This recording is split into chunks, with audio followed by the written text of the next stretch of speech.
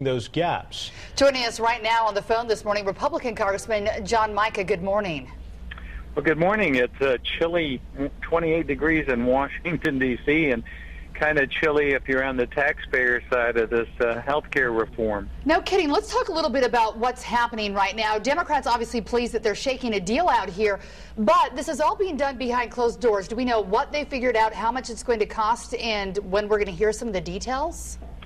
Well, some of the news is that it looks like the cuts in Medicare are going to stay, and they're pretty substantial, over $400 million. Some increases in taxes that they already planned on higher income folks and businesses. But the word out, and I think the chilly word this morning is that they may have agreed on a tax on existing employer-based policies.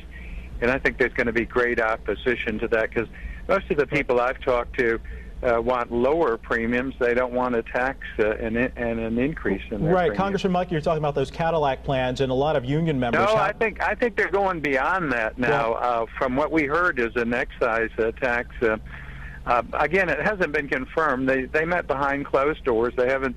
There were no Republicans in the meeting, but they're looking at beyond Cadillac, and that is a great concern. Hey, Congressman, another thing too is that there was a big difference in terms of what the Senate wanted, with the public option. There was really no public option with the Senate, and what the House wanted, where there was a public option.